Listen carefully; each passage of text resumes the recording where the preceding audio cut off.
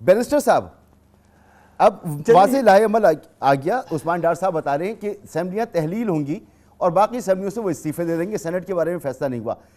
P D M کے پاس کیا ہے کہ وہ اس کا کاؤنٹر کر سکے؟ بسم اللہ الرحمن الرحیم. مسعود صاحب پہلے تو چیز یہ سمجھنے کی ہے کہ جب ان کو عمران خان کی جو بھی چارٹر آف ڈیمانڈز تھی, جو بھی ان اس جتھے کے بلیک میلنگ ٹیکٹکس اور بلیک میلنگ چیزیں تھیں, جب وہ سب فیل ہو گئی, جب یہ منہ کے بل گر گئے, تو اب یہ نئے آئیں بائیں اور نئے چیزیں جو ہیں یہ بنانے شروع ہو گئے. یہ ایک چیز کے لیے آئے تھے, یہ ہم سب کو پتہ ہے. یہ کیا پریشر ٹیکٹکس یوز کرتے ہیں یہ بھی سب کو پتہ ہے. اور یہ کس طرح اپنے ملک کے ساتھ دشمنی کر رہے تھے, اپنے اداروں کے ساتھ دشمنی کر رہے تھے, کس طرح میر صادق اور میر کے سرٹیفکیٹ دے رہے تھے, کس طرح یہ غداروں کی سرٹیفکیٹس یہ دے رہے تھے, کس طرح پاکستان کے پتہ نہیں کیا کیا یہ سرٹیفکیٹس یہ دے رہے تھے. جب ان کے پاس اب کچھ بکا نہیں, کچھ بیچنے کے لیے رہ نہیں گیا, اپنے لوگوں کو گمراہ. آج دیکھیں کشمیر میں الیکشن ہو رہے ہیں, ان کے سامنے ان کو آہستہ آہستہ آہستہ ان کے سامنے سب چیزیں آئیں گی. یہ سب نے ان کو منہ کے بل کھانے گریں گے بھی اور ان کو کھانی بھی پڑے گی. وہ اس لیے کیونکہ انہوں نے 4 سال لوگوں سے جھوٹ بولا, کے پی کے میں پچھلے 9 سال سے لوگوں کو گمراہ کیا.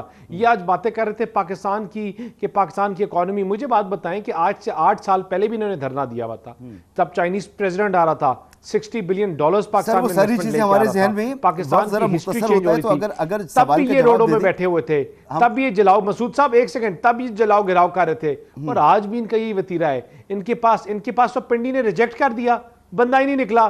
آ کے ان کے جلسے گاہ کا یہ حال ہو گیا تھا کہ روڈوں پہ ان کو آگے جلسے کرنے پڑے تھے.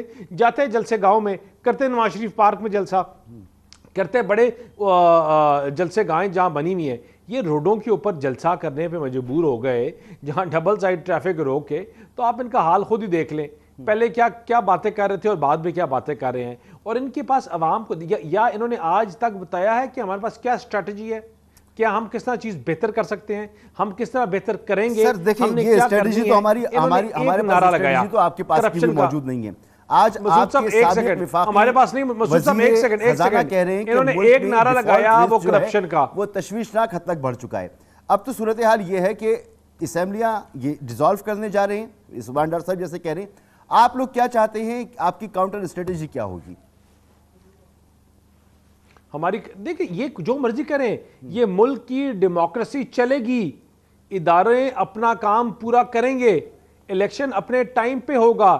یہ پریشر گروپس اور کسی جتھے کی وجہ سے آپ کے یہ بھول جائیں, اس ابہام سے نکل جائیں کہ کوئی الیکشنز ہوں گے. ہم جب آئے تھے تو ہمیں کوئی شوق نہیں تھا اس تخت پہ بیٹھنے کا, ہمیں پتہ تھا کانٹوں کی سیج ہے. مسعود صاحب ہم نے یہ لیا اس لیے, مسعود صاحب ہم نے حکومت لی اس لیے کیونکہ اگر ہم نہ لیتے ملک بینک کرپٹ ہو جاتا. بینک بالکل آپ جو کہہ رہے ہیں یہ خطرہ آج بھی موجود ہے, مہنگائی بڑھ گئی ہے, ساری چیزیں.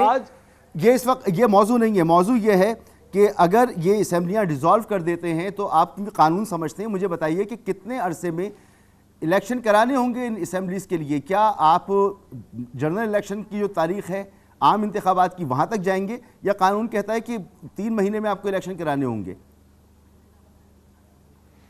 مسعود صاحب اس پہ تو آپ پی ڈی ایم کی اور تمام جماعتوں کی جو بھی بیان آئے گا وہ آئے گا, لیکن چاہے جو بھی ہو الیکشنز ہوں گے تو الیکشنز کروا دیں گے. ان کو جو ضرورت پڑی ان کو ہم کروا دیں گے.